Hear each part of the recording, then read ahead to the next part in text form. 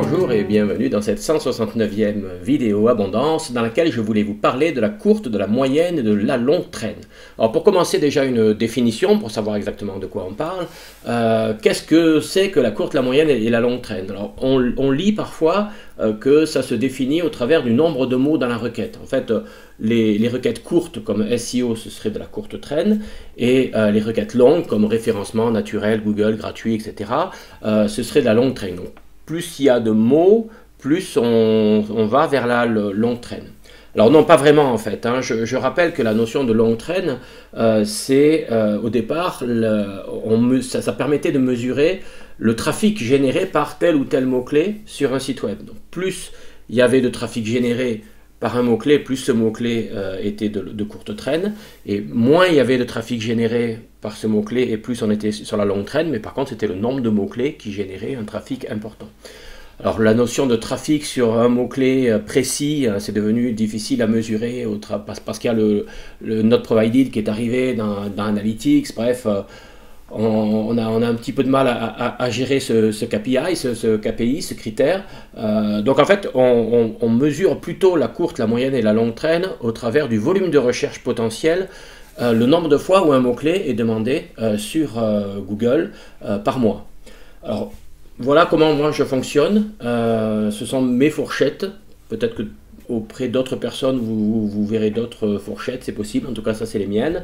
La courte traîne, donc ce sont les requêtes qui sont demandées plus de 100 000 fois par mois.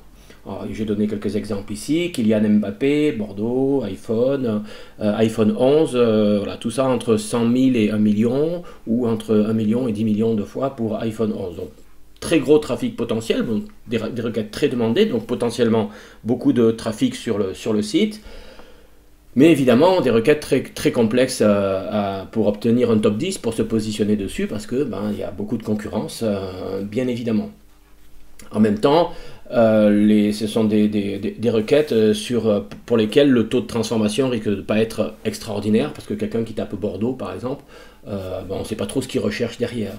En même temps, je suis assez persuadé qu'à court, moyen terme, ces requêtes de courte traîne ne seront plus accessibles en SEO parce que Google va cadenasser les pages de résultats sur des requêtes qui sont très demandées. On n'aura plus accès, il y aura peut-être même plus de liens bleus, de liens de référencement naturel sur ce type de SERP, sur ce type de page de résultats. Donc pour moi, c'est pas vraiment l'avenir du SEO, clairement. La moyenne traîne, ce sont des requêtes qui sont demandées entre 1000 et 100 000. Alors, la marge est grande, entre 1000 et 10 000 ou entre 10 000 et 100 000. Alors, iPhone 11 prix, 20 Bordeaux, 20 rouge, Mbappé PSG. Voilà, là on est entre 1000 et 10 000, entre 10 000 et 100 000, etc. Alors un peu plus facile à atteindre, il faudra quand même avoir un site costaud et légitime sur ces requêtes, un petit peu de temps peut-être. Par contre, un taux de transformation un peu meilleur. Du trafic, bien sûr, du trafic potentiel qui n'est pas négligeable. Donc c'est une moyenne traîne qui peut être assez intéressante à viser en termes de SEO. Et puis la longue traîne, ce sont les requêtes qui sont demandées moins de 1000 fois par mois. Alors, Cross Hermitage 2017, un vin italien rouge, iPhone 6 Plus 64 GB, PSG, Mbappé, Neymar, voilà, entre 10 et 100, entre 100 et 1000. toutes les requêtes sont bonnes à prendre, il y a des requêtes qui sont très peu tapées, mais qui peuvent être très spécifiques et avoir un excellent taux de transformation derrière. Donc ça ne veut pas dire qu'il ne faut pas les prendre, au contraire, ça peut être très intéressant. Par contre, évidemment, très peu de trafic potentiel derrière, mais beaucoup moins de concurrence, donc des résultats beaucoup plus rapides, beaucoup plus faciles à atteindre, et parfois un taux de transformation qui peut s'avérer être excellent. Donc ça, tout est à prendre en compte en termes de courte, moyenne et longue traîne. Finalement, si je résume tout ça dans un graphique, où on va mettre la difficulté et le trafic en fonction pour les requêtes, la courte traîne, beaucoup de difficultés, mais potentiellement beaucoup de trafic. En revanche, un taux de transformation, comme ce sont des requêtes génériques, un taux de transformation qui ne sera pas, a priori, la plupart du temps, pas extraordinaire. À l'opposé, on va avoir une longue traîne avec très peu de difficultés, mais très peu de trafic aussi. Par contre, la requête étant très spécifique et très précise, ça peut donner un excellent taux de transformation.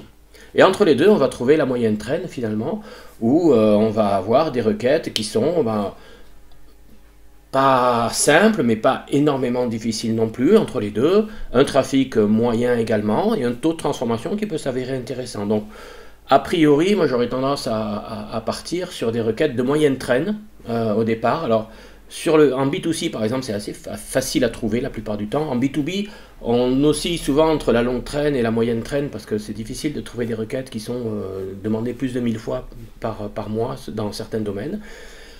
Mais voilà, en tout cas, c'est à vous de faire vos choix hein, en fonction de ces trois critères, hein, la difficulté de positionnement, le trafic potentiel généré et le taux de transformation qui est finalement le corollaire de la précision de la requête que vous aurez choisie. Voilà, quelques vidéos également comme d'habitude à regarder pour compléter un petit peu tout ça. Donc la 44 sur les requêtes, la 46 aussi, la 157 et la 161, voilà, que je vous laisse regarder tranquillement. Voilà, merci beaucoup, je vous souhaite une excellente semaine et je vous dis à très bientôt pour une nouvelle vidéo abondance. Merci, au revoir.